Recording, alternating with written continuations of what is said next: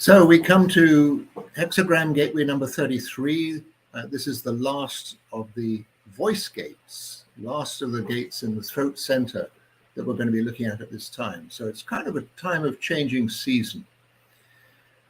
All of the voice gates exist in this quarter that we call civilization, this way of communicating, put forward ideas, details, concepts, our knowings.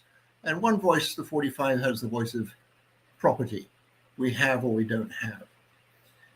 So we're coming up to the 33 now. 33 is the voice of retreat, right? All these concepts have been put out and we've shared and we've tried all these different experiences and experiments, and now time to perhaps go home and tell a story or work out a story, let it all assimilate in. And that's what retreat is all about. It's the conclusion of the experience, if you will. If it's the voice that gives the story, where we've been, what happened, what it was all about. Does it have meaning? Does it make any sense? Is it a story worth telling? Is it an experience that brought a sense of growth and progress and increase and all of these different aspects of life? Or are we going home with our tail between our legs and just, wow, that didn't work out so very well? But there it is, retreat. What is retreat all about? And here is the pages for it. And looking at the wheel, we see here we are, bottom right-hand corner. And the change of the season is going to be when we go into Hexagram gateway number 7, which is coming up next. And the 7 is one of those 8 gateways that exists in that diamond center in the middle of the chart. The center that we relate to our sense of purpose. We call it the G center also, G as in Nautilus spiral, the perfect geometry. So we started this sequence in Hexagram or gateway number 15, this connection to humility and humanity, the extremes, all these different ways in which things can happen. And so now in retreat, we're having this opportunity to reflect, to go back inside. Now, the potential gateway on the other end of this channel is gateway number 13, the gateway of listening, right? Fellowship with mankind. So together they make up this potential channel of this leadership through experience, either personal experience, events that have taken place in one's own life, or drawing from history, drawing from other people's stories. So this channel, we call it the prodigal. And it's a name that can be drawn very closely to the biblical story of the young man who comes of age, goes to his dad and says, hey, Dad, I want to go off and check out the world. Give me my part of the money so I can go and do that, my share of the property. And very reluctantly, Dad hands over the money and off he goes, loses the money, wins it again, loses it again, wins it again, goes through all these experiences, life experiences. Comes back home, exhausted, done it. His brother sees him and just, you're a disgrace. We've heard all these stories come in about what you've been up to. And then he meets his dad, and Dad says, oh my goodness, it's so great you're home. We're going to have a big party. And everybody can come and hear all your stories. And you can convey the experiences that you've had while you've been out there in the world. And bring everyone up to speed, basically, on life experiences. And that's very much what the Gate 33 does. It tells the story of what it is that's been going on. And it tries very often to relate, is there a moral in the story? Is there a conclusion in it all? Have we actually learned something from this? So retreat, withdrawal, privacy, and secrets, right? It's the gateway of secrets too. But it's also the gate of, I remember, and also the gate of, well, I forget. Yeah? You assimilate life experiences and recharge your whole being by withdrawing, whether on a physical, mental, emotional, or spiritual level. That's the whole thing. The 33 just echoes to us. Come on, time to wrap it up. Have a quiet time. Great week to be going on retreat. Just that, making the inner connection to everything that's been taking place. So the commentary for this particular hexagram is more happens to you in the course of a day than you can process in a night's sleep. And those of you that have gateway number 33 in your design, you'll get the sense of this. Wow, everything's happening all the time, all these different experiences. I need time to let it assimilate, to percolate, to come into my system a little bit, to come to peace with it in a way, right? You are the natural storyteller who holds the threads of narrative in many realms of experience. So great time to be sitting around a campfire, great time to be talking story, great time to be reading a great book. This is the time where you just start assimilating many, many of the life experiences that go on around us and wrapping them up, coming to a point of stillness with them. If you ever go to Japan, or where the temples have perhaps a Zen garden, perfect retreat. You sit in this rarefied atmosphere, if you will, and you look out at a landscape, a miniaturized landscape that is made in such a way that it calms all the sensations down until you really have that opportunity to go inside. So there are many facets of life. I mean, meditation is a great thing for all of us, to meditate on what it is that's going on in our life. And 33 really puts towards that. So let's have a look into the lines. First line, remember, provides the foundation for everything. And when we're talking about any of the voices coming out of the throat center, right, the voices are all about expressing things, ideas, concepts, knowing, all of these things. It doesn't say any action needs to happen from it. Right? It's just, here's my point of view. Here's what's going on. Here's what's been going on is the case of the 33. Observing is the first line. Right? Remaining calm when there is no advantage in becoming involved. Right? It's the absolute baseline of retreat. I'm just observing from the sidelines here and waiting if I get a gut response, if I'm a generator, if I'm getting my projector design calling me to be involved in things. We all have our ways into things. We all have our clarity. But the beautiful thing about the 33 is still a quiet moment. This is the last of the hexagrams that are at the base. The bottom 3 chop marks are the symbol of mountain, of the symbol of stillness. Right? When we get into the 7, we're going to get into a very, very different dimension. But the 33 really does give us that possibility to be quiet, settled, and reviewing. And here it says, if you remember your inner serenity, you have the clarity to commit to an experience or not. The difference between getting involved in something from an inner serenity, an inner clarity, or getting jumping into stuff just because something seems to be happening in front of you, right? Something exciting. The difference between that makes up the whole course of what the retreat is all about. And here with the sun, you have the sense to retreat rather than commit to experiences that are destabilizing, right? You just get the inner sense, trusting your own authority, whether something's going to knock you off track or not, or whether you can be in your own context in things, in your own truth, basically observing. When you get into meditation, I mean, one of the things you'll really start recognizing, if you haven't already, is you become a witness. You really become an inner witness, a witness to all the thoughts, all the sounds, all the sensations, all the feelings, all of these things that seem to be going on. The nature of being in the human form. So Mars in the first line, you tend to rush into situations that have little merit, only to find yourself overwhelmed by them. Right? Instead of sitting on the sidelines and just, observing quietly, being the witness of whatever it is that's taking place, building up the storyline, if you will, there's a tendency to want to just jump in and be involved. So great thing to be said about recognizing in retreat, just observe, be the watcher. The second line, the line is called unshakable, steadfast in your belief that everything works out as it should, whether you're involved in it or not. Right? And second lines very often can find themselves in circumstances where they're out of their depth. They're not quite sure what's involved. It's all new to them. They don't have the sophistication, but there's that whole thing, the unshakable sense, I trust in my nature. Life would not be put me into something that I couldn't, on some level, deal with if I just follow my natural path. Rather than be overwhelmed, you can retreat and wait for your own time of strength to come. A lot to be said. I don't know what's going on here. I don't really know how it's supposed to all take place. I'll just stand on the sidelines here and watch and wait for my right timing when my own type and authority tell me to get involved.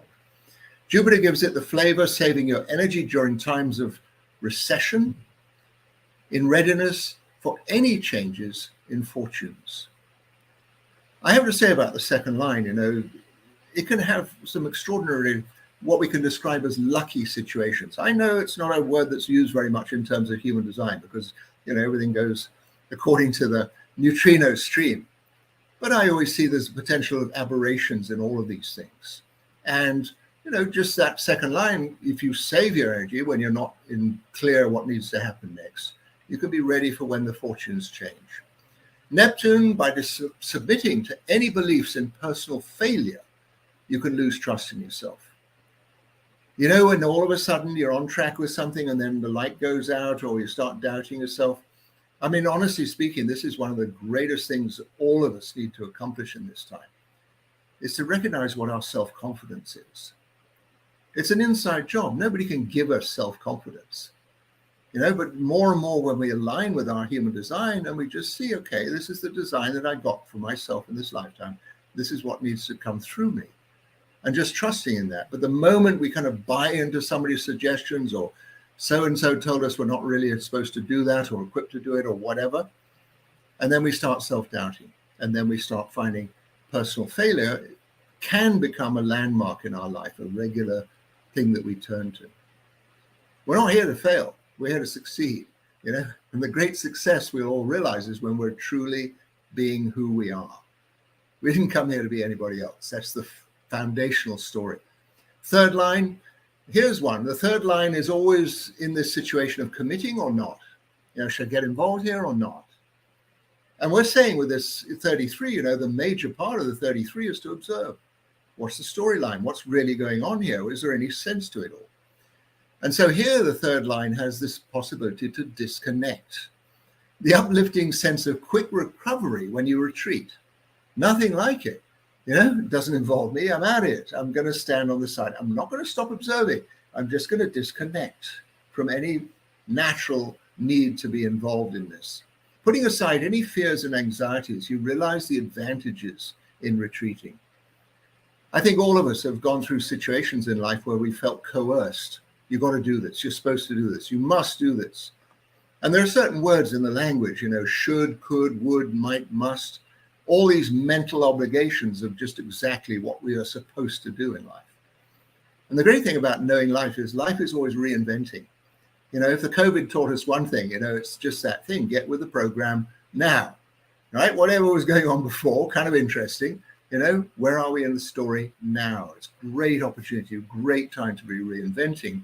And time spent in retreat can really clue us into what it is this reinvention is all about. Your expansive nature, this is the Jupiter side of it, your expansive nature recognizes the great benefits in having times to yourself. Wow. Nothing like it, being comfortable in your own company.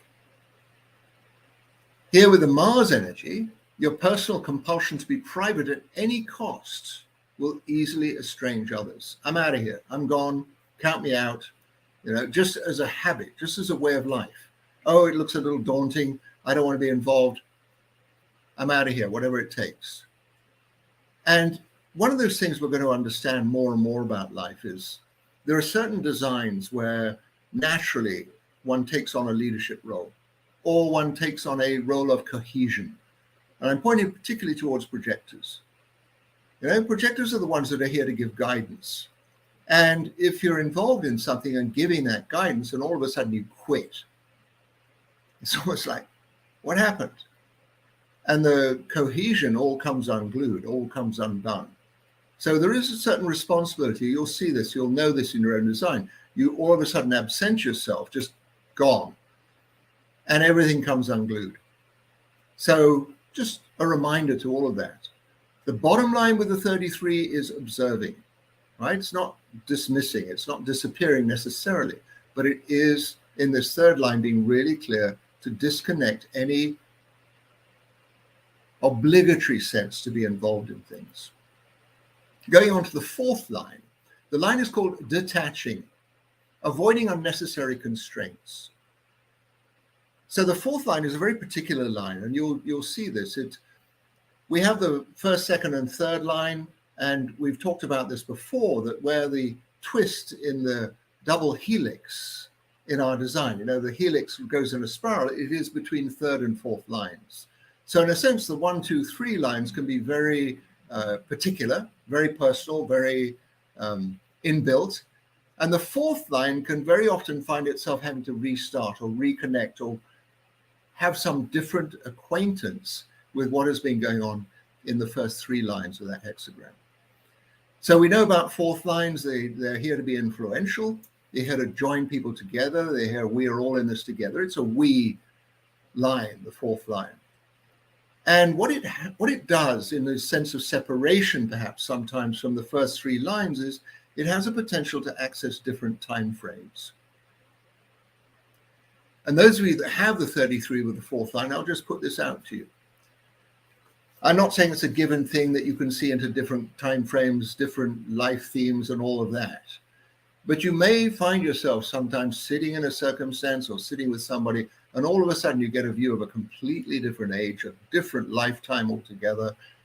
And you'll get the sense that this person may be still living in that lifetime, that every single thing is just a repeat or in some way a redoing of whatever it is was going on in that time. So just there it is, and life has this mysterious quality about it. And the fourth line with the 33 can have this possibility. The same with the 13 with the fourth line, the potential gateway and line number on the other end of the channel as well can kind of penetrate through. And this is maybe a quality of all fourth lines, of just sometimes being able to pick up on things in a different frequency level. And then, there's that great thing with fourth lines with inclusion. There's always this concern about being rejected. If I say these things, are people going to think I'm crazy? Can I find an audience for these experiences that I have, for the stories that I have to tell, for the things that become relevant for me? And it's a very important thing that the fourth line does tell its stories, does make the connection. But this line is saying, avoiding unnecessary constraints. When you don't have the right audience and you don't have people that can hear from you, retreat. Watching life on many levels, your inner stillness craves external calm. Right? You'll find yourself literally, wanting the peace and quiet with this fourth line. So when I say this is a great 5 days or 6 days to have quiet, to have that possibility to withdraw, to find sanctuary, find your little Zen garden, wherever that might be. Pluto gives it a flavor. You honor your sometimes dramatic need to retreat for regeneration and resurgence.